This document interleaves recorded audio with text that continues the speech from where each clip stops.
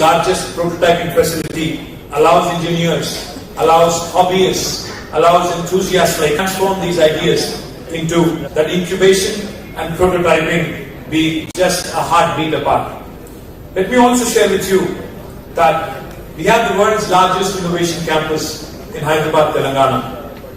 It just takes you enough and same amount of time to sip a cup of tea for an idea to walk from Tea Hub to Tea Works.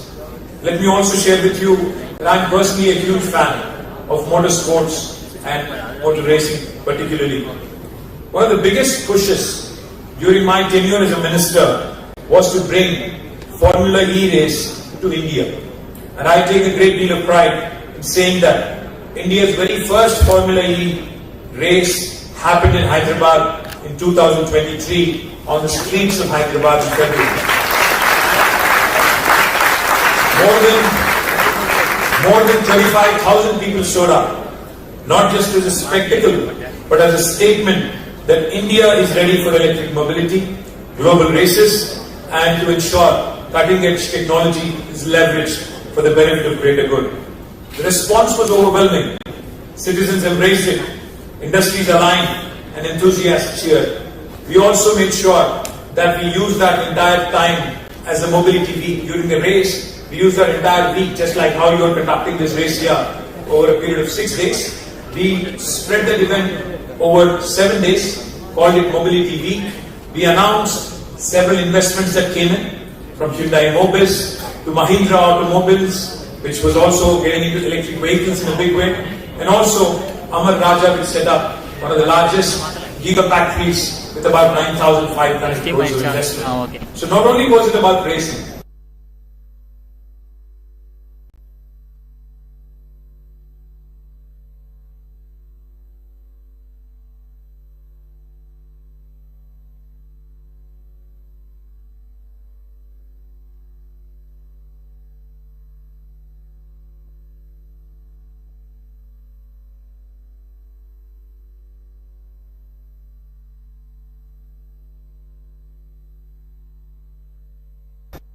where you have innovation, where you have research, where you also have incubation and manufacturing, all happening in 3 different clusters as part of Telangana Mobility Valley. Nevertheless, I would like to share with you, even though I'm not in government today, I would like to share with you that the future looks very bright for all of you. The future is one where we certainly, of course, as India, we have problems.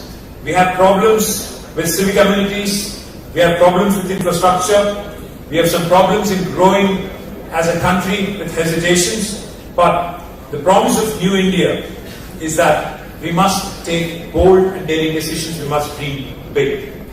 To all the young minds here, I would only appeal to you to consider one thing. Do not wait for opportunities, create them.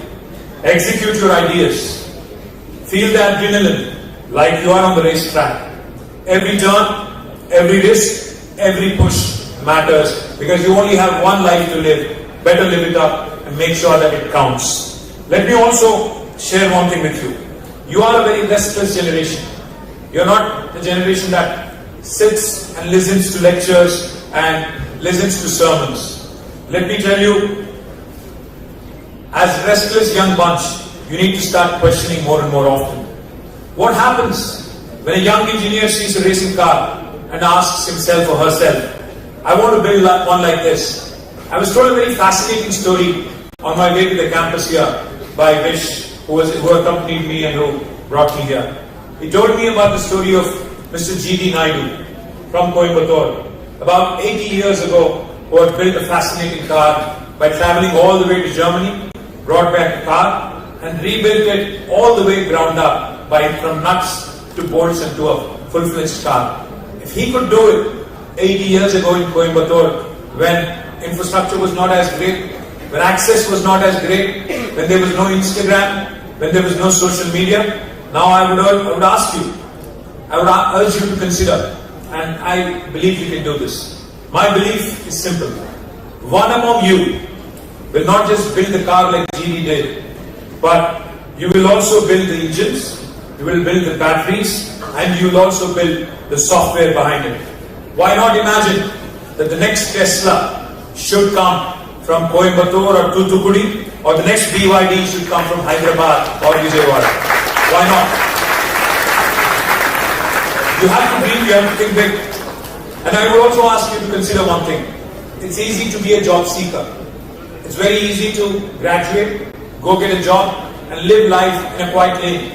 Do you want to live your life in a quiet lane, or do you want to live your life in a fast lane? It's something that you will have to decide. You could be a job seeker, or you could be a job creator for the rest of you. Once you start dreaming big, you'll often be surprised by your own potential. It is a privilege, certainly for me, to stand among you, because you are the architects of New India. When I call you the New India, it is not just about the demographic dividend, as we already have an advantage with, but I'm quite bullish on the aspirations, the hunger that you guys show. While we were coming here, we were having a quiet conversation, myself, Shankar, and a few friends. And they were telling me very quietly that people from metros like Chennai, Hyderabad, Bangalore, Kolkata, Mumbai, versus kids from tier 2 towns, could be Coimbatore, could be Warangal, could be smaller towns in India. My friends when we were having a conversation, they were sharing with me that students and kids from tier 2 towns and tier 3 towns have more fire in their belly. And I am a sincere believer that those kids are going to change the world, because they really have the passion, they really have the hunger, they really have the fire in their belly.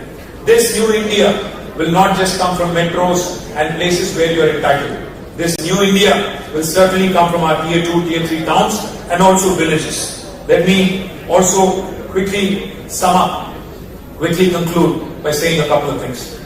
This is certainly, like Shankar was pointing out, this is our moment as Indians. Let the engines roar, let the ideas fly, let bold decisions turn into lasting actions. Together, we shall build the future of the automobile industry, especially the sustainable mobility industry. I would like to quickly conclude by saying, everyone who has achieved something in life, everyone who has achieved something big, once sat where you are sitting right now. In my own state of Telangana, there was a time when many doubted whether we would ever achieve statehood. Yet, here we are, 11 years later, standing tall as a role model to the nation across multiple sectors. But that is the power of self-belief, that is the power of resilience and vision. The younger generation today, all of you, are a remarkable bunch.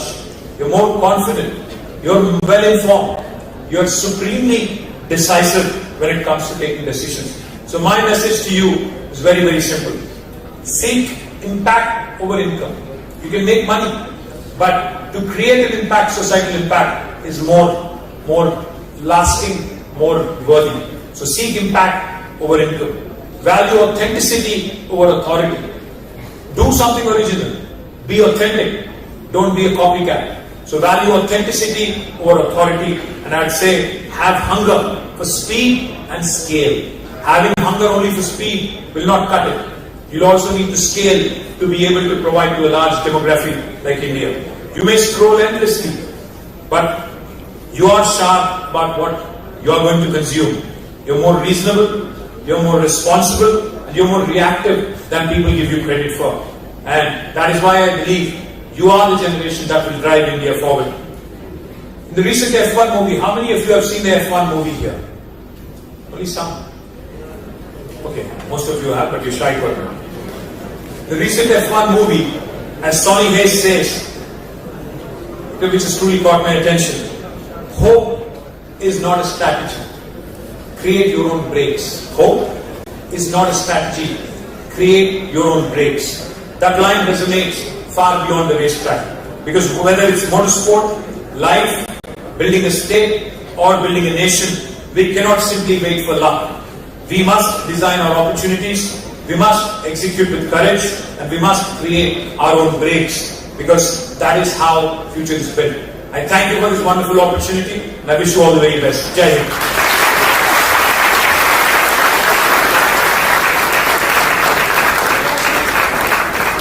Thank you, sir. That was truly enlightening and inspiring. Your words about the future of India and a promise to the new nation deeply resonated with each and every one of us. Your comparison of the life journey